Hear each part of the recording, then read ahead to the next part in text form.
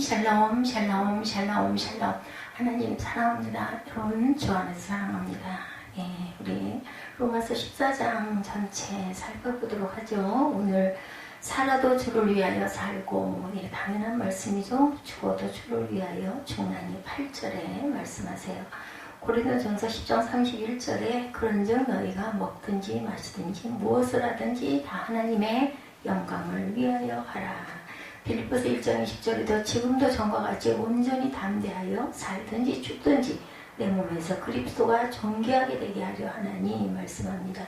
고린도후서 5장 15절에도 그가 모든 사람을 대신하여 죽으심은 살아있는 자들로 하여금 다시는 그들 자신을 위하여 살지 않고 오직 그들을 대신하여 죽었다 다시 살아나신 이를 위하여 살게 하려 함이라. 이렇게 여러 말씀으로 증거해서 우리는 살아도 주를 위하여 죽어도 주를 위하여 사나 죽으나 우리는 주의 것이로소이다.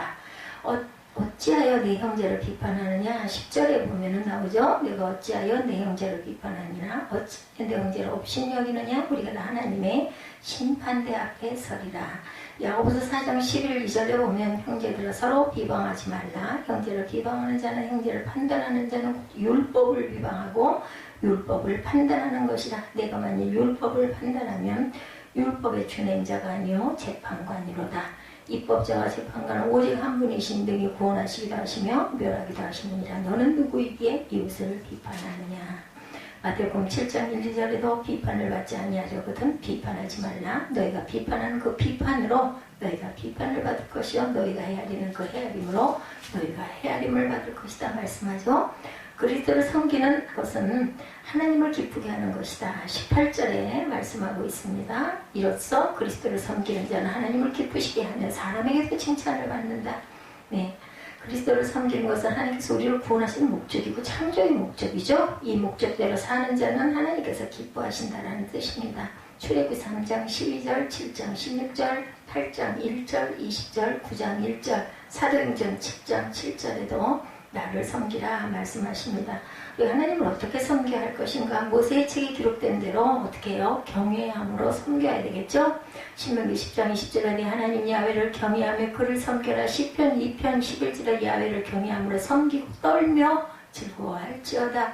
에스라 6장 18절에도 하나님을 섬기게 하되 모세의 책에 기록된 대로 하게 하라. 출애굽기 8장 27절에도 야훼께 제사를 드리되 우리에게 명령하신 대로 하려 하나이다.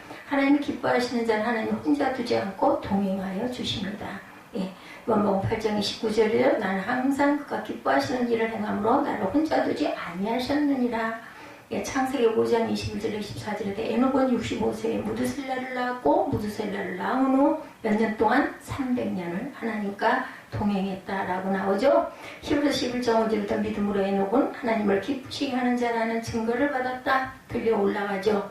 예, 죄에 대해서 23절에 말씀하죠. 의심하고 먹는 자는 정죄되었나니 이는 믿음을 따라 하지 아니하였기 때문이라. 믿음을 따라 하지 않는 것은 뭐라 그래요? 죄라고 말씀하죠. 죄의 어원인 헬라어로 보면 하말티아, 관역에서 빗나감을 뜻합니다. 한마디로 죄는 불법이라는 거죠. 요한일서 3장 4절에 증거합니다. 예, 오늘 본문의 그 절에는 믿음을 따라하지 아니한 모든 것을 죄로 규정짓고 있고 다른 곳에서는 예수 믿지 않는 것까지도 죄라고 말씀하고 있어요.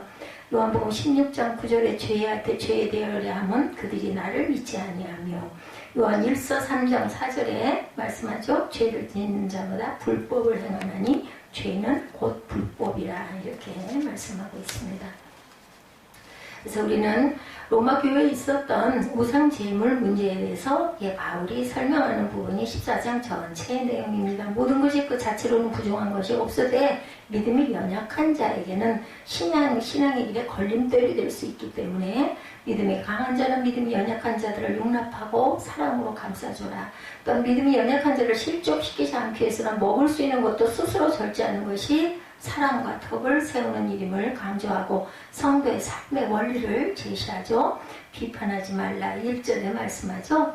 예, 사도 바울은 로마에 있는 성도들에게 믿음이 연약한 자를 받되 그의 의심하는 말을 비판하지 말라고 말합니다. 이는 우상제물 문제에 대한 언급이에요. 우상제물이 마음에 꺼림칙해서 안 먹는 사람도 있고 잘 먹는 사람도 있는 거죠. 그래서 연약한 자들이 그 음식을 꺼려하면 믿음이 강한 사람들도 그거 같이 먹지 말아라. 그랬을 때 잘못하면 시험 든다는 거죠. 이방적인 언제나 우상제물을 쉽게 접할 수 있었어요. 기독교인들이 그 제물을 먹어도 되느냐 아니면 먹지 말아야 하느냐 하는 문제가 언제나 대두가 됩니다. 그런데 장에 가면은 그런 우상제물 엄청 싸게 팔았던 것 같아요. 그 시대에. 그러니까 가진 게 없는 사람들은 그걸 사서 먹고자 하죠. 근데 사실은 그걸 먹으면 안 되겠다. 그걸 꼭 너무 비판하지 말라고 바울은 얘기하는 겁니다. 우상제물을 먹고 안 먹고의 문제를 언급하기보다는 그 일로 인해서 성도가 형제를 판단하는 일에 대해서 경계합니다. 믿음이 연약한 자는 우상제물을 먹는 것을 불안하게 여겨 먹기를 꺼려하였고, 또 믿음이 굳건한 자들은 하나님만이 유일신이므로 우상제물 그게 뭔데 아무것도 아니잖아. 음식인데 이렇게 먹는 사람도 있다는 거죠. 그러다 보니 믿음이 강한 자들과 연약한 자들 간에 갈등이 일어난다는 거죠. 바울은 믿음이 강한 자들에게 믿음이 연약하여 의심하는 자들을 용납하고 비판하지 말아라. 비판하면 비판을 받는다는 거죠. 마태복음 7장 1, 2절입니다. 비판을 받지 아니하려거든 비판하지 말라. 너희가 비판하는 그 비판으로 너희가 비판을 받을 것이요 너희가 헤아리는 그 헤아림으로 너희가 헤아림을 받을 것이다. 연약한 자의 약점을 감당해라. 로마서 15장 1절입니다. 믿음이 강한 우리는 마땅히 믿음이 약한 자의 약점을 담당하고 자기를 기쁘게 하지 아니할 것이라. 하나님이 받으시는 성도의 믿음에 대해서 2절 3절 봅니다. 어떤 사람은 모든 것을 먹을 만한 믿음이 있고 믿음이 연약한 자는 채소만 먹느니라. 3절에 먹는 자는 먹지 않는 자를 없이 여기지 말고 먹지 않는 자는 먹는 자를 비판하지 말라. 이는 하나님이 그를 받으셨습니다. 성도가 서로의 믿음의 차이로 인하여 서로 비판하지 말아야 할 것은 하나님께서 그들의 믿음을 받으셨다. 알고 계신다. 하나님께서는 믿음이 강한 자나 연약한 자나 그 모습 그대로 받으신다. 그러므로 믿음이 강한 자는 믿음이 연약한 자의 연약함을 비판하지 말아야 할 것은 하나님께서 저를 세우시기 때문이라는 거죠. 하나님의 심판대 앞에 설 때 모든 사람이 자신의 입으로 자신의 행위를 직고하게 됨을 바울은 강조합니다.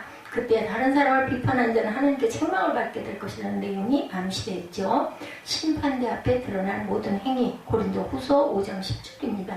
이는 우리가 다 반드시 그리스도의 심판대 앞에 나타나게 되어 각각 선악간에 그 몸으로 행한 것을 따라 받으려 합니다. 선악간에 심판을 행하시는 하나님입니다. 전도서 12장 14절에 말씀하죠. 하나님은 모든 행위와 모든 은밀한 일을 선악간에 심판하시리라. 전도서에서 말씀하셨어요. 믿음의 생활을 너희들이 해야 된다. 걸림돌이 형제 앞에 두지 말라는 거죠. 5절부터 보면 어떤 사람은 이 날을 전날보다 낮게 여기고 어떤 사람은 모든 날을 같게 여기나니 각각 자기 마음으로 확정할지니라. 나를 중히 여기는 자도 주를 위하여 중히 여기고 먹는 자도 주를 위하여 먹으니 이는 하나님께 감사하며 먹지 않는 자도 주를 위하여 먹지 아니하며 하나님께 감사하니라. 우리 중에 누구든지 자기를 위하여 사는 자가 없고 자기를 위하여 죽는 자도 없도다. 우리가 살아도 주를 위하여 살고 죽어도 주를 위하여 죽나니 그러므로 사나 죽으나 우리가 주의 것이로다. 이를 위하여 그리스도께서 죽었다가 다시 살아나셨으니 곧 죽은 자와 산 자의 주가 되려 하심이라. 네가 어찌하여 내 형제를 비판하느냐 어찌하여 내 형제를 업신 여기느냐. 우리가 하나님의 심판대 앞에 서리라. 기록되었을 때 주께서 이르시되 내가 살았노니 모든 무릎이 내게 꿇을 것이요 모든 혀가 하나님께 자백하리라 하였느니라. 이런 우리 각 사람이 자기를 하나님께 직고하리라. 그리고 이제 13절에 하나님을 기쁘시게 하는 자 말씀하죠. 그럼 이제 우리가 다시는 서로 비판하지 말고 도리어 부딪힐 것이니 거칠 것을 형제 앞에 두지 아니하도록 주의하라 말씀합니다. 형제 앞에 넘어질 걸림돌을 두지 말라고 말씀하셨죠. 무엇이든지 속된 것이 없을 때 다만 속되게 여기는 그 사람에게는 속된 것이므로 서로가 자신의 입장에서 다른 사람을 판단해서는 절대로 안 된다는 거죠. 자, 14절에도 내가 주 안에서 알고 확신하느니 무엇이든지 스스로 속된 것이 없을 때 다만 속되게 여기는 그 사람에게는 속되니라. 만일 음식으로 말미암아 내 형제가 근심하게 되면 그는 내가 사랑으로 행하지 아니함이라. 그리스도께서 대신하여 죽으신 형제를 내 음식으로 망하게 하지 말라. 그러므로 너희의 선한 것이 비방을 받지 않게 하라. 하나님의 나라는 먹는 것과 마시는 것이 아니요 오직 성령 안에 있는 의와 평강과 희락이라. 이로써 그리스도를 섬기는 자는 하나님을 기쁘시게 하며 사람에게도 칭찬을 받느니라. 그럼 우리가 화평의 일로 서로 덕을 세우는 일을 힘쓰나니 음식으로 말미암아 하나님의 사업을 무너지게 하지 말라. 만물이 다 깨끗하되 거리낌으로 먹는 사람에게는 악한 것이라 말씀합니다. 하나님 나라의 성격은 17절에 보니까 말씀하죠. 하나님의 나라는 먹는 것과 마시는 것이 아니요 오직 성령 안에 있는 의와 평강이라고 말씀하죠. 바울은 하나님의 나라는 먹는 것과 마시는 것이 아니요 성령 안에서 의와 평강과 희락이라고 말하므로 신앙생활의 중심이 무엇인가를 교훈하죠. 신앙생활을 잘하기 위해서 성도들 간에 다툼이 있고 갈등이 존재한다면 이는 하나님을 기쁘시게 하는 신앙적 열심에서 벗어난 것이다. 하나님의 나라 백성은 거룩함과 사랑 가운데 평강을 누려야 한다는 겁니다. 그때 그리스도인이 하나님을 기쁘시게 하며 세상 사람에게도 칭찬을 받을 수 있다. 바울은 그러므로 성도와 화평의 일과 서로 덕을 세우는 일을 힘쓴다. 하나님의 사랑, 로마서 5장 4절이죠. 우리가 잘 아는 말씀입니다.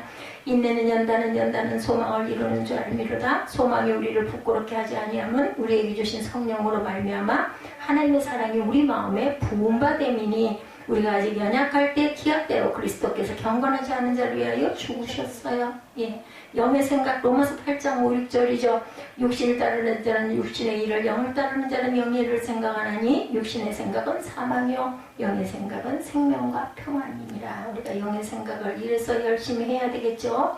덕을 위한 절제 생활 19절에 보면 그러므로 우리가 화평의 일로 서로 덕을 세우는 일을 힘쓰나니 음식으로 말미암아 하나님의 사업을 무너지게 하지 말라. 만물이 다 깨끗하되 거리낌으로 먹는 사람에게는 악한 것이라.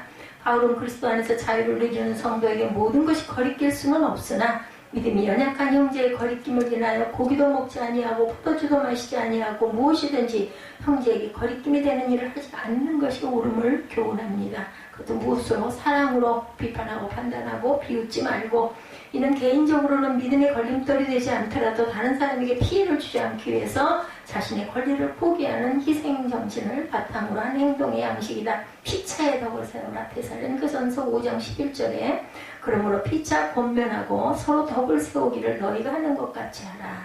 선한 것을 분별하라고 빌립보서 1장 10절에 예수께서 일어나서 여자 외에 아무도 없는 것을 보시고 이르시되 여자여 너를 고발하던 그들이 어디 있느냐? 너를 정죄한 죄가 없느냐? 대답하되 주여 없나이다. 예수께서 이르시되 나도 너를 정죄하지 아니하노니 가서 다시 죄를 범하지 말라고 말씀하죠. 예, 믿음으로 행치 않는 죄에 대해서 22절에 내게 있는 믿음을 하나님 앞에서 스스로 가지고 있으라. 자기가 옳다는 바로 자기를 정죄하지 아니하는 자는 복이 있다라고 말하죠. 바울은 모든 것이 가하나 믿음으로 행치 않을 때 그것이 죄가 된다는 사실을 교훈하므로 믿음이 연약한 자가 다른 사람을 쫓아 마음에 거리끼는 것을 먹게 될 때 범죄하게 되는 것을 말합니다. 그러므로 믿음이 강한 자는 먹을 수 있어도 형제를 실족시키지 않기 위해서 자신을 절제해야 한다.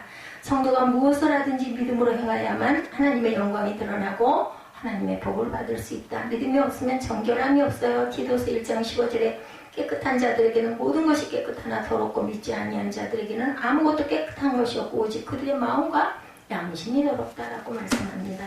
죄 가운데 죽습니다. 요한복음 8장 24절에 그러므로 내가 너에게 말하기를 너희가 너희 죄 가운데 죽으리라 하였노라. 너희가 만일 내가 그인 줄 믿지 아니하면 너희가 죄 가운데 죽으리라.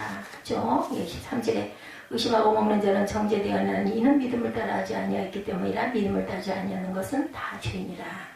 믿음으로 행치 않는 모든 것이 죄라는 바울의 교훈은 성도의 모든 삶이 하나님을 의지하고 확신한 가운데 거하는 믿음으로 말미암아 이루어져야 함을 교훈합니다. 또한 성도는 사나 죽으나 먹든지 마시든지 오직 주의 영광을 위하여 행하여야 함을 강조하죠. 성도는 이런 그리스도인의 삶의 원리를 쫓아 믿음으로 행함으로 사랑과 덕을 세우고 하나님을 기쁘시게 하며 사람들에게 칭찬받는 복된 삶을 살아야 되겠다. 어느 정신병원에서 한 정신과 의사가 환자들과 상담하면서 일어났던 일입니다. 이 의사가 한 번은 어느 환자 이름을 아무리 불러도 대답이 없어서 격리실 안으로 뛰어들어가 찾아보니 그 안에서 다른 환자들과 어울려 있으면서 대답을 하지 않고 있더라는 거예요. 왜 내 이름을 부르는데 대답을 하지 않느냐고 꾸짖자 대꾸하는 말이 엉뚱하게도 이제부터는 나를 나폴레옹 장군이라 부르라 이렇게 말을 미친 거니까 정신병원이니까 합니다. 그래서 그 의사가 누가 내 이름을 그렇게 바꿨느냐라고 물었더니 그 환자의 대답이 지난밤에 하나님이 나를 나폴레옹이라 부르시더라라고 대답을 하더랍니다. 뭐 예지도 뭐 하나님과 얘기했다고 그러고 안 그러던가요? 근데 그 말이 채 끝나기도 전에 옆에 누워있던 다른 정신병자 환자가 벌떡 일어나면서 내가 언제 너를 나폴레옹이라고 이름 지어주더냐 그 소리를 지더라는 겁니다. 자신은 하나님이라는 거죠. 하나님이 나를 나폴레옹이라고 불렀다고 하니까 옆에 환자가 일어나가지고 내가 너를 언제 나폴레옹이라고 부르더냐. 그는 바로 자기가 하나님이라고 생각했던 거예요. 이런 정신병자들처럼 스스로가 왕이 되어 자기 소윤대로 살았던 이스라엘 사사시대를 두고 이렇게 말씀하고 있습니다. 사사기 17장 6절에 보면 그때는 이스라엘이 왕이 없으므로 사람마다 자기 소견에 옳은 대로 행하였더라. BC 1350년경 예수님 오시기 1350년 전 이스라엘에는 나라 백성을 통치하는 정치 지도자 왕이 없었어요. 그렇다고 해서 그들이 보호받지 못하고 대적들의 위협이나 공격에 속수무책으로 당하기만 했었던 것은 아니었죠. 당시 이스라엘에는 전민족을 통솔하는 정치 지도자가 없었지만 통치법은 있었습니다. 그것은 바로 율법, 하나님의 말씀이죠. 이스라엘 백성들이 하나님 말씀대로 살면 태평성대를 누렸어요. 하나님께서 대적자들로부터 이스라엘을 완전히 보호하시죠. 이스라엘의 궁극적 통치자는 누구세요? 하나님이셨기 때문에 이스라엘 백성이 이렇게 살던 시대를 무슨 시대? 사사시대라고 했죠. 나라 백성에게 문제가 있을 때마다 하나님께서 지도자를 세워 하나님 말씀대로 그들을 다스린 시대 한 300년 정도 된다고 그러죠. 그러나 이스라엘 백성은 하나님의 말씀에 순종하지 않고 주변 이방 나라들처럼 눈에 보이는 왕의 통치를 원했어요. 사사시대의 마지막 사사가 사무엘이었죠. BC 1050년. 근데 사무엘이 늙고 아들들이 그만 망쳐놓는 거죠. 자기 아버지와 같지 않아서 돈을 탐내서 뇌물을 받고 재판을 공정하게 처리하지 않습니다. 다시 말해서 하나님 말씀에 따라 행하지 않았던 것, 백성들도 자기 소견에 옳은 대로 행했다라고 나와 있어요. 이 이스라엘 백성들은 요청합니다. 이제 당신은 늙었고 당신의 아들들은 당신 행위를 본받지 않고 있어. 그러니 다른 나라들과 같이 우리에게도 왕을 세워 우리를 다스리게 하시오. 사무엘은 왕을 세워달라는 그들의 요구를 당연히 기쁘게 여기지 않았기 때문에 하나님께 기도하며 여쭤봤더니 하나님께서 백성들이 너에게 한 말을 들어주어라. 제가 얘가 입원하겠다고 하면 낫지도 않을 것인데 왜 해주라고 그래서 한 번 정도는 해주라는 거죠. 어쨌든 간에 우리가 문제의 고리가 풀렸고 그랬으니 그냥 한번 누리게 걔가 며칠을 있든 일주일을 있든 2주를 있든 그냥 프로포즈를 해주라고 제가 그냥 해주세요 하고 얘기한 거예요. 나을 걸 기대한 것도 아니고 그들은 너를 버리는 것이 아니라 나를 버려 더 이상 내가 그들의 왕이 되는 것을 원치 않고 있느니라 말씀을 하신 거예요. 하나님이 아는 거죠. 그러니까 뭐 이럴 때는 방법이 없어. 하고 싶은 대로 일단 하게 둬둬라인 거죠. 내가 그들을 애굽에서 이끌어낸 그날부터 오늘까지 그들은 계속 나를 저버리고 다른 신들을 섬겨왔고 이제 그들은 너에게도 똑같은 짓을 하고 있느니라. 이제 너는 그들의 말을 들어라. 어쩔 수 없다. 그러나 왕을 모시는 것이 어떤 것인지 그들에게 경고해라. 그래서 사무엘상 8장 1절에서 9절에 증거하고 있습니다. 결국 이스라엘의 왕으로 하나님을 저버리고 사람이 다스리는 왕을 세워서 이스라엘 왕정사가 시작되었지만 수많은 오점들로 얼룩지다 결국에는 멸망당하게 된 것이 오늘의 이스라엘의 역사예요. 우리가 뭐 다 보죠. 열왕기상하, 사무엘상하, 역대상하 전부 다 그렇죠. 오늘 본문 7, 8절에도 우리 중에 누구든지 자기를 위하여 사는 자가 없고 자기를 위하여 죽는 자도 없도다. 우리가 살아도 주를 위하여 살고 죽어도 주를 위하여 죽나니 그러므로 사나 죽으나 주의 것이로다 우리가 라고 말씀합니다. 예수 믿는 성도는 사사시대 이스라엘 백성들처럼 자기 소견에 옳은 대로 사는 것이 아니죠. 살든지 죽든지 하나님의 뜻대로 하나님의 말씀대로 깨닫지 못했을 때는 뭐가 뭔지 모르고 뭔지 찍어 먹어봐야 안다고 하는데 그러고 하다가 나중에 한 20년 지난 다음에 뭔가 이루어진 다음에 이제 언뜻 우리 유집사처럼 깨닫는 거죠. 아 이게 하나님의 뜻이었구나 라는 걸 깨닫고 아주 혼자 너무너무 그냥 들떴어요. 너무 좋아하더라고요. 자기를 위해 사는 것이 아니라 이제 하나님을 위해 하나님의 뜻대로 본인이 얘기하더라고요. 나는 믿음도 없고 나는 못된 짓도 많이 했고 그런데도 자기가 깨달은 건 하나님이 나를 사랑하시는구나 라는 걸 느꼈다고 칠뚝칠뚝하고 울더라고요. 보니까 자기를 위해 사는 사람, 자기 소견에 옳은 대로 사는 사람, 모든 행위에 대해 자기를 판단 기준으로 삼는 사람, 그러니까 그 안에도 그래도 하나님께서 계셨던 거예요. 그 마음밭에. 그렇기 때문에 그걸 어떤 사건을 통해서 깨닫고 그러면서 예지를 통해서 뭐 특별한 은혜가 있는 건 아닌데 예지의 문제를 가지고 기도하고 기도해주고 말씀을 듣다 보면은 깨달음이 온다라고 얘기해요. 통로예요. 예지가 서로 둘이 같이 서로 주거니 받거니 해가면서 통로 노릇을 하고 있는 거죠. 자, 이런 사람을 두고 바울은 말합니다. 로마서 1장 28절에서 32절에 보면 또한 그들이 마음에 하나님 두기를 싫어하며 하나님께서 그들을 그 상실한 마음대로 내버려두사 합당하지 못한 일을 하게 하셨다라고 말해요. 상실한 마음대로 내버려두사 합당하지 못한 일을 하게 하셨으니 곧 모든 불의, 추악, 탐욕, 악의가 가득한 자요, 시기, 살인, 분쟁, 사기, 악독이 가득한 자요, 수군수군하는 자요, 비방하는 자요. 우리가 이럴 때가 너무나 많죠. 죄송하게도. 하나님께서 미워하시는 자요, 능욕하는 자요, 교만한 자요, 자랑하는 자요, 악을 도모하는 자요, 부모를 거역하는 자요, 우매한 자요, 배역하는 자요, 무정한 자요, 무자비한 자라. 그들이 이 같은 일을 행하는 자는 무엇을 한다고요? 사형에 해당한다고 하나님께서 정하심을 알고도 자기들만 행할 뿐 아니라 또한 그런 일을 행하는 자들을 옳다고까지 한다라는 거예요. 예, 로마서 1장 28절에 32절의 내용입니다. 자기를 위해 사는 사람은 마음에 하나님들을 싫어해서 자기가 하나님이 되어서 모든 것의 중심이 되는 삶을 내가 중심이 되어서 산다라는 거죠. 그러나 자기를 위하여 살지 않고 살아도 죽어도 오직 주를 위하여 죽고 사는 사람은 사나 죽으나 주의 것이로이다 라고 고백을 한다라는 겁니다. 성도의 생명은 그리스도의 십자가 피값을 주고 하나님께서 사신 바 하나님의 것이기 때문인 거죠. 이걸 깨달은 거죠. 이걸 깨달은 게 얼마나 귀한지 몰라요. 고린도전서 6장 19절에서 20절을 보면 너희 몸은 너희가 하나님께로 받은 바 너희 가운데 계신 성령의 전인 줄을 알지 못하느냐. 우리가 너무나 잘 아는 말씀이죠. 너희는 너희 것이 아니라 값으로 산 것이 되었으니 그런지 몸으로 하나님께 영광을 돌리라. 우리가 영광을 돌리면서 살고 있어요. 그러므로 사나 죽으나 주의 것이로다 라는 고백으로 사는 사람은 그 삶의 목표가 하나님의 영광을 위해 사는 것입니다.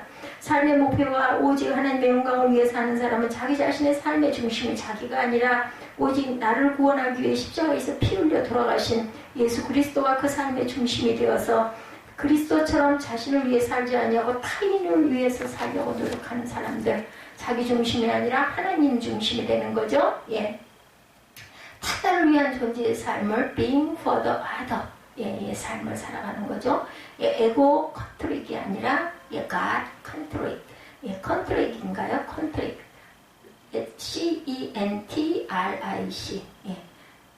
센트릭인가? 센트릭 맞나요? 예, God 센트릭. 예, 에고센트릭. 타자를 위한 존재의 삶, being for the other를 살게 된다. 또한 사나 죽으나 주의 것이더라는 고백을 사는 사람은 살든지 죽든지 자기 몸에서 그리스도가 존귀하게 되는 삶을 사는 사람. 빌립보서 1장 20절이죠. 나의 간절한 기대와 소망을 따라 아무 일에든지 부끄러워하지 아니하고 지금도 전과 같이 온전히 담대하여 살든지 죽든지 내 몸에서 그리스도가 존귀하게 되게 하려 하나니. 빌립보서 1장 20절입니다. 살든지 죽든지 자신의 몸에서 그리스도가 존귀하게 되는 삶을 하나님께 영광이 되는 복된 저와 여러분이 되시기 바랍니다. 세 번째, 사나 죽으나 주의 것이로다. 아멘. 이런 고백으로 사는 사람은 부딪힐 것이나 거칠 것을 형제 앞에 두지 아니하도록 주의해야 된다. 예, 누군가가 나로 인해서 시험당하지 않도록 조심해야 합니다. 간단히 말해서 형제를 실족해 하지 말아라. 자신의 언행 심사가 다른 형제에게 상처를 주지 않는 자를 주의하라는 거죠. 자, 다른 형제의 신앙 성장에 방해되거나 그를 실족해 하는 일들을 보호해서 피하라는 것입니다. 그 이유는 형제들이 예수 그리스도께서 십자가에 피 흘려 구원하신 하나님의 자녀들이기 때문에 그들이 실족하지 않도록 우리 언행 심사를 조심해라. 믿음이 아무리 연약한 형제일지라도 예수 십자가의 보혈로 구원하신 하나님의 자녀들이기 때문에 어때요? 천하보다 귀한 생명입니다. 하는 짓은 밉지만 어떻게 생명이잖아요. 천하보다 귀한. 예, 이 천하가 얼마나 귀합니까? 그것보다 귀해 우리 그 한 사람의 생명이. 그럼 우리 형제들을 실족해 하는 사람은 예수 그리스도의 십자가 희생을 헛되게 하는 망령된 행동이다. 예수께서 작은 자, 다시 말해 어린이 하나, 믿음이 연약한 자, 힘이 없는 자 하나라도 실족해 하면 뭐라고 그랬어요? 연자 맷돌을 메어 바다에 던져 다시는 사람 눈에 띄지 않는 것이 낫다라고 말씀하죠. 마가복음 9장 42절이죠. 또 누구든지 나를 믿는 이 작은 자등 하나라도 실족하게 하면 차라리 연자 맷돌이 그 목에 메어 바다에 던져지는 것이 나으니라. 예수께서 또 자신의 죄로 유혹을 받아 자신이 실족하게 되거든 자신을 실족해 한 눈이나 손이나 어느 지체라도 망설이지 말고 빼어내버리든지 찍어내버리든지 해서 지옥에 떨어지지 않는 것이 차라리 낫다라고 말씀하죠. 마태복음 5장 29절에 30절이죠. 만일 내 오른 눈이 너를 실족하게 하거든 빼어내버리라. 내 백체 중 하나가 없어지고 온몸이 지옥에 던져지지 않는 것이 유익하며 또한 만일 내 오른손이 너를 실족하게 하고는 찍어내버리라. 내 백체 중 하나가 없어지고 온몸이 지옥에 던져지지 않는 것이 유익하니라. 바울이 예를 하나 들어 설명합니다. 믿음이 강한 성도 집에 어느 잔치집에서 잔치 음식을 가져왔어요. 그런데 이 음식은 잔치 전에 우상의 제물을 바쳐진 그런 것이었다고 그러죠. 그러나 이 성도는 그 사실을 모르고 음식을 받아 먹었어요. 마침 그 자리에 믿음이 약한 성도가 있었는데 그는 가져온 음식 우상의 제물임을 알고 있었습니다. 자신의 신앙 지식으로는 우상의 제물을 먹어서는 안 된다고 알았기에 믿음이 강한 성도가 거침없이 먹는 것을 보고 그 양심에 용기가 생겨서 믿음의 강한 자를 본또 우상에게 바친 음식을 먹어도 되는구나 생각하게 됩니다. 그렇게 되면 그 약한 성도는 믿음의 강한 성도의 지식 때문에 망하게 되는 것이다. 예수 그리스도께서 그 믿음이 약한 성도를 위해서는 십자가에 죽으셨는데 이렇게 해서 그를 실족하게 했다면 과연 죄가 없다고 할 수 있겠는가? 잔치 음식이 우상의 제물이었다는 것을 알았다면 분명 먹어서는 안 되는 거죠. 물론 모르고 먹었다고 해서 죄가 되는 것도 아닙니다. 모르고 먹어서 죄가 되는 것은 아니다. 고린도전서 8장 6절에서 10절에 보면 말씀하고 있어요. 바울이 결론을 말합니다. 8장 12~13절에 보면 이같이 너희가 형제에게 죄를 지어 그 약한 양심을 상하게 하는 것은 곧 그리스도에게 죄를 짓는 것이니라. 그러므로 만일 음식이 내 형제를 실족하게 한다면 나는 영원히 고기를 먹지 아니하여 내 형제를 실족하지 않게 하리라. 바울은 어떠한 형제라도 실족하지 않도록 하기 위해서라면 우상의 제물은 물론 어떠한 고기라도 영원히 평생 먹지 않겠다라고 서원을 하죠. 하나님께서 온 천하보다 더 귀하게 여기셔서 구원하신 형제가 실족하지 않도록 하는 것이 그의 뜨거운 사랑에서 나온 결단이다. 그래서 바울은 누가 죄에 넘어가 실족하게 되면 애타는 마음속에 화가 불같이 타오르는 마음을 가눌 길이 없다라고 고린도후서 11장 29절에 누가 약하면 내가 약하지 아니하며 누가 실족하게 되면 내가 애타지 아니하더냐 사나 죽으나 주의 것이로다 라는 고백으로 믿음이 약한 자의 약점과 단점을 담당하는 저와 여러분들이 되셔야겠습니다. 누가 약하면 내가 약하지 아니하며 누가 실족하게 되면 내가 애타지 아니하더냐 이렇게 말했어요. 고린도후서 11장 29절에 사나 죽으나 주의 것이도라는 고백으로 사는 사람은 화평의 일과 서로 덕을 세우는 일을 힘쓰라고 믿음이 강한 자들은 어떤 일을 할 때 먼저 그 일이 내게 어떤 영향을 미칠 것인가를 생각할 것이 아니라 내가 이 일을 한다면 믿음이 약한 형제들은 어떤 영향을 받을 것인가를 늘 생각하여 교회 공동체의 덕을 세워라. 믿음이 강한 성도의 독성과 실수한 믿음이 연약한 상태에 있는 성도들에게 나쁜 영향을 끼칠 수가 있다는 거죠. 따라서 강한 자는 자기 행동이 아무리 정당하다 해도 믿음이 약한 성도를 위해서라면 얼마든지 절제하는 것이 성도의 공동체에서 아름다운 그런 생활이라는 겁니다. 성도의 자유는 자신의 신앙 양심보다 다른 사람의 신앙 양심을 존중하는 가운데 사용되어야 한다. 자신에게 아무리 유익하고 거리낌이 없는 신앙 행동이라도 믿음이 약한 성도들에게 유익함이 되지 아니한다고 판단되면 그 행동을 삼가할 줄 아는 것이 덕을 세우는 생활이다. 고린도전서 6장 12절에 말씀합니다. 강한 자들은 자신의 자유를 구가하기보다는 사랑의 원리로 따라 형제를 생각하며 행동해야 된다. 이런 생활 자세를 바울이 로마서 15장 2~3절에 말씀하죠. 우리 각 사람이 이웃을 기쁘게 하듯 선을 이루고 덕을 세우도록 할지니라. 그리스도께서 자기를 기쁘게 하지 아니하셨나니 기록된 바 주를 비방하는 자들의 비방이 내게 미쳤나이다 함과 같으니라. 예수 그리스도께서 자기를 기쁘게 하지 아니하시고 이웃을 기쁘게 하시라 삶을 살았던 것처럼 이웃을 기쁘게 하는 것이 바로 교회의 덕을 세우는 것이다. 완전한 남편이 되어주기를 바라지 않는 아내가 가장 완전한 아내다라는 말이 있어요. 상대방에게 완전한 사람이 되어주기를 기대하는 것처럼 부담스러운 일은 없다라는 거죠. 이것은 상대방을 괴롭히는 일이다. 완전한 것을 요구하는 자신은 더 형편없는 자다. 그러나 덕이라는 것은 이런 것을 초월합니다. 덕은 내 자신에 대해서는 완전하려 하지만 남에게는 관용을 베풀죠. 남에게는 바늘 끝처럼 예민하면서 자기에 대해서는 바다처럼 넓다면 무엇인가 잘못된 사람이죠. 자기 자신에 대해서는 예리하게 철저히 완벽을 요구하면서 남에게는 바다처럼 넓은 아령을 베푸는 자가 덕 있는 사람이다. 자신에게 냉엄하리만큼 객관적인 비판의 자세를 가지고 남을 대해서는 주관적으로 대할 줄 알아야 되겠다. 예수 믿는 성도들은 이런 덕이 있어야 합니다. 믿는 사람들에게 똑똑하다는 것은 좋은 말이 아니에요. 똑똑하다는 성도보다 진실하고 좀 어수룩한 교인, 좀 바보 같고 세상에 보면 뭐랄까 좀 손해나는 이런 사람들이 하나님 보시기에는 온전한 자라는 거죠. 그래서 브루스 교수는 신앙생활, 특히 교회생활에는 지식이 전부가 아니며 늘 사랑의 요구를 고려해야 한다라고 얘기합니다. 바울도 지식은 교만하게 하며 사랑은 덕을 세운다고 고린도전서 8장 1절에 말씀하고 있습니다. 그러므로 지식과 사랑은 함께 역사해야 합니다. 믿음이 강한 자들은 영적인 지식을 가지고 있으나 사랑을 실천하지 않는다면 그의 지식은 믿음이 연약한 자들에게 상처만 입히고 만다라는 거죠. 믿음이 강한 자들은 영적인 지식을 갖고 있지만 사랑을 실천하지 않으면 연약한 자들에게 상처를 입힌다. 지식의 사랑이 함께 역사할 때 믿음이 연약한 형제는 강하게 자라간다라는 거죠. 믿음이 강한 자들은 연약한 자에게 사랑으로 아름다운 영향을 주고받아야 되겠다. 믿음이 강한 자들은 연약한 자의 신앙이 성장하도록 옆에서 북돋아줘야 합니다. 다른 형제의 신앙 성장을 위해서라면 자신에게 해가 되더라도 참을 줄 알아야 되고 희생할 수 있는 사람이 참 성도의 아름다운 모습이고 교회의 덕을 세우는 생활이다. 성도는 다른 사람에게 자신의 의견, 자신의 신앙 형태, 자신의 신앙 체험 등을 강요해서도 안 된다. 오늘 19절에서 23절에 각자의 믿음을 자기 믿음과 동등하게 존중해내는 사랑을 품어야 된다는 거죠. 19절부터 봅니다. 그러므로 우리가 화평의 일과 서로 덕을 세우는 일을 힘쓰나니 음식으로 말미암아 하나님의 사업을 무너지게 하지 말라. 만물이 다 깨끗하되 거리낌으로 먹는 사람에게는 악한 것이라. 고기도 먹지 아니하고 포도주도 마시지 아니하고 무엇이든지 내 형제로 거리끼게 하는 일을 아니함이 아름다우니라. 내게 있는 믿음을 하나님 앞에서 스스로 가지고 있으라. 자기가 옳다 하는 바로 자기를 정죄하지 아니하는 자는 복이 있도다. 의심하고 먹는 자는 정죄되었나니 이는 믿음을 따라하지 아니하였기 때문이라. 믿음을 따라하지 아니하는 것은 죄니라. 이렇게 말씀하죠. 믿음이 강한 사람이나 연약한 사람이나 모두 다 그리스도의 장성한 분량이 충만한 때까지 성장해야 되겠다는 거죠. 그렇게 할 때 비록 자신은 좀 답답하고 덜 자유로울지 모르지만 개개인의 적극적인 사랑 속에서 신앙 공동체 전체의 성장이 촉진된다.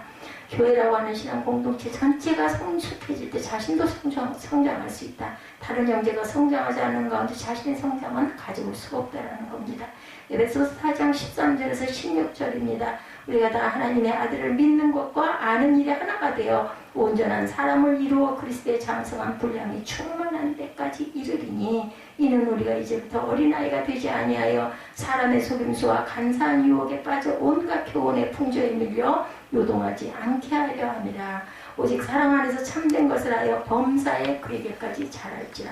그는 머리니 곧 그리스도라. 그에게서 온몸이 각 마디를 통하여 도움을 받음으로 연결되고 결합되어 각 지체의 분량대로 역사의 그 몸을 자라게 하며 사랑 안에서 스스로 세우느니라고 말씀하죠. 믿음이 강한 성도는 사랑 안에서 성장해야 하고 연약한 성도는 지식 가운데서 성장해야 한다. 믿음이 강한 성도와 약한 성도가 믿는 것과 아는 일에 하나 되는 장성한 분량이 충만한 데까지 성장해야 된다.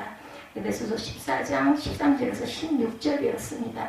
그리스도인이 연약한 양심을 가지고 성숙하지 못한 채 머물러 있는 것은 좋은 일이 아니죠. 오직 우리 주 곧 구주 예수 그리스도의 은혜와 저를 아는 지식에서 자라가야 영광이 이제와 영원한 날까지 저에게 함께 할 것이다. 베드로전서 3장 18절입니다. 교회 활동을 젖먹이 그리스도인 수준에 맞춘다면 보다 성숙한 성도들의 봉사와 전도 사역에 방해가 될 뿐만 아니라 젖먹이 그리스도인 자신의 성숙도 방해하게 된다. 연약한 사람들은 강한 자에게서 배워야 하며 강한 자는 약한 자를 사랑함으로 성장해야 합니다. 믿음이 연약한 자의 양심은 지식으로 강해지는 거죠. 사도 바울의 본문 20절에서 권면하죠. 로마서 14장 17절부터 보면 하나님의 나라는 먹는 것과 마시는 것이 아니요 오직 성령 안에 있는 의와 평강과 희락이라. 20절에 보면 음식으로 말미암아 하나님의 사업을 무너지게 하지 말라. 만물이 다 깨끗하되 거리낌으로 먹는 사람에게는 악한 것이라. 교회는 이 시대에 있는 하나님 나라와 같은 곳입니다. 하나님 나라는 어떤 특정한 음식을 먹느냐 못 먹느냐 시시비비를 가리며 그것을 먹을 수 있는 자유를 외고집적으로 주장하는 데 있지 않다. 하나님 나라의 속성은 어떤 음식을 먹고 안 먹는 데서 나타나는 것이 아니라 오직 성령 안에서 의와 평강과 희락이라. 기뻐해야 돼요. 의는 모든 생활에서 하나님의 뜻에 순종하는 행동을 말하죠. 다시 말해서 성령을 통한 하나님의 통치가 교회 생활에 이루어질 때 의라고 말합니다. 앞서 말씀드린 믿음이 강한 자와 약한 자가 함께 성장해 갈 수 있도록 피차에 하나님의 뜻과 성령에 순종할 때 교회가 하나님 나라와 같이 된다라는 것. 평강은 예수 그리스도의 십자가를 통해 하나님과 화목하게 됨으로 얻게 되는 평화로운 마음의 상태를 의미하죠. 빌립보서 4장 7절의 말씀처럼 예수께는 십자가를 통해 우리에게 진정한 평화를 주셨어요. 그러므로 그 십자가 희생의 정신으로 서로 화목하게 될 때 하나님 나라를 경험하게 되는 것이다. 그리고 희락은 의를 추구하며 예수 그리스도로 말미암아 하나님과 더불어 화평의 관계를 누리는 성도의 정서에 자연스럽게 일어나는 영혼의 기쁨의 의미뿐만 아니라 성령 안에서 다른 사람과의 모든 관계에서 오는 사귐의 기쁨을 말합니다. 희락, 기쁨은 의와 평강의 삶을 살아갈 때 자연히 누리게 된다는 거죠. 그래서 오늘 18절에서 그리스도를 섬기는 자는 하나님께 기뻐하심을 받으며 사람에게도 칭찬을 받는다라고 말씀합니다. 우리 교회 안에서 의와 평강과 희락이 이루어지도록 우리 함께 힘쓰고 기도하십시다. 그러할 때 하나님을 기쁘시게 하는 복된 성도와 복된 교회가 된다는 것. 이때 교회가 교회다워지고 그것이 곧 이 땅에 천국을 세워가는 일이 되고 하나님의 사업을 세워가는 것이 될 줄 믿습니다. 교회에서 정말로 필요한 것은 그저 단순히 바른 교리 지식을 많이 갖고 있는 형제들이 아니라 지식과 함께 교회의 평화를 원하고 성도들의 영적 성장을 힘으로 바라고 그것을 위해 기쁨으로 자기 자신을 희생할 줄 아는 사람들이 모여 있어야 되고 그렇게 변화되어야 된다는 것. 즉 자기 이익보다 교회의 이익을 우선으로 할 수 있는 저와 여러분들이 되셔야 할 줄 믿습니다. 먼저 그의 나라와 그의 의를 구하는 마태복음 6장 33절 말씀이죠. 저와 여러분이 되시기를 주님의 이름으로 축복합니다. 먼저 교회와 성도의 성장과 영광을 성도의 삶의 목표로 삼을 때 하나님의 영광을 드러내는 자신과 교회가 되어질 줄 믿습니다. 아버지 하나님과 주 예수 그리스도에게로부터 평안과 믿음을 경험한 사랑이 우리 새벽교회 성도 저와 여러분들 위해 충만하게 임하시기를 주님의 이름으로 축복합니다.